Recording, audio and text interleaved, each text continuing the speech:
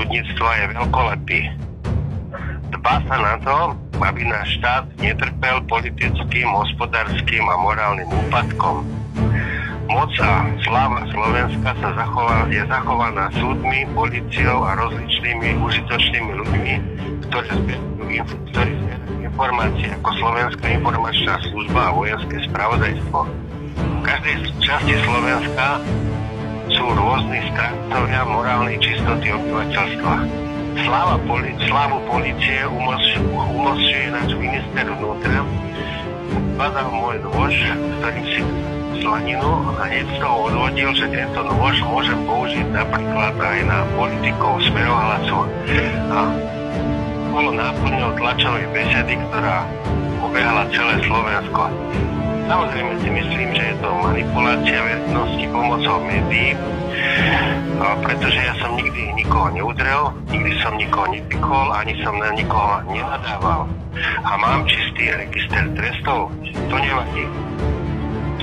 Treba zo mňa urobiť nepriateľa a teroristu. Je to podobné, ako človek povedal pani Millerovej. Pani Millerová, keď chce niekto odstreliť cisára Ferdinanda, musí si sa pekne obliecť, kúpiť si dobrú pištol, Browning, aby ho trafil. Podľa mňa Drake podporoval. A toto, čo som hovoril, vyhrnuté z kontextu, lebo sme sa bavili o tom, že uvedený súdruh je ako Robocop, že je poskladaný z plechov. Takže korešpondencia mi chodí domov viac ako týždeň, neviem z akého dôvodu. Takže mám narušenú povesť a dostal som sa medzi rozličných kriminálnikov, ale aj medzi nevinných ľudí.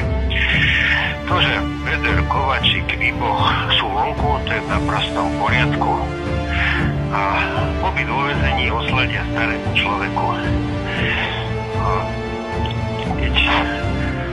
Keď mám silnú nádchu a nedostal som na ňu ani len obyčajný paralén a môžem si treba zúhnať aj zápal plúc.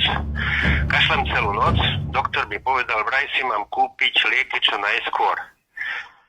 Neviem ako, keďže nemám peniaze na účte. Možno, že by som ich dostal v piatok, je len utorok, neviem, kedy ich vôbec môžem dostať. Dali ma pod oknom, pretože treba vetrať naozaj, lebo sme 8 na izbe. Tak na mňa celú noc fúka, mám plný nos, páli ma sliznica, bolia ma obličky, štípu ma oči a chodím na záchod často a zhoršuje sa to, stále viac a viac kašlem.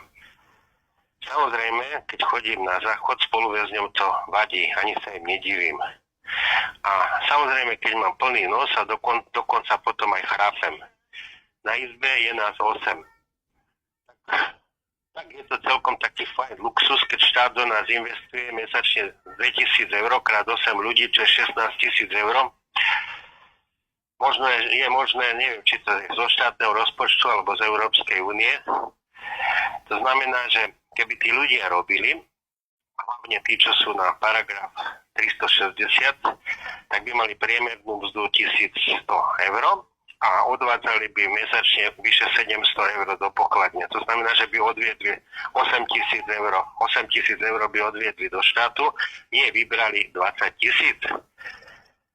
To znamená, že takéto veci ako 360, paragraf 360 je presne to, že je to slovo proti slovu, čiže dvaja ľudia sa dohodnú a obvinia tretieho, že sa im vyhrážal. Čiže za nejaké hrubé vyhrážanie treba svokra sa dohodne s dcerou, alebo dvaja podnikatelia sa doplnia proti tretiemu, je to slovo proti slovu a na základe tohto sú zatknutí. Takto je tu asi polovica ľudí. Aby toto nebolo, tak v zahraničí sú takéto veci väčšinou riešené ako priestupky alebo pokutou, prípadne nie sú riešené vôbec. Napríklad máme tu takého Kočnera. Ten tu má vlastného kuchára, vlastné jedlá a pobehuje si tu v civile na vychádzke. To znamená, že keď máš peniaze v base, tak si môžeš dovoliť všetko. Samozrejme, by som mal rád ten paralén, rád by som si ho kúpil, nemôžem si, pretože nemám peniaze ešte na účte, ešte som tu málo. Že dokonca kolegovi povedala lekárka, že keď nemá peniaze, tak nemusí chodiť vôbec doktorovi. Takže slovenský štát má o mňa dojemnú starostlivosť. Poslať mi paralén zvonku, to sa nesmie. Dostávam sa do také prekernej situácie, pretože je podozrenie, že keď sa to pošle zvonku, tam môžu dať nejaké látky do toho paralénu. Čiže som zoslabnutý, včera sa mi dokonca zakrútila hlava, švikol som sa na chodbe a padol. Našťastie sa mi nič nestalo.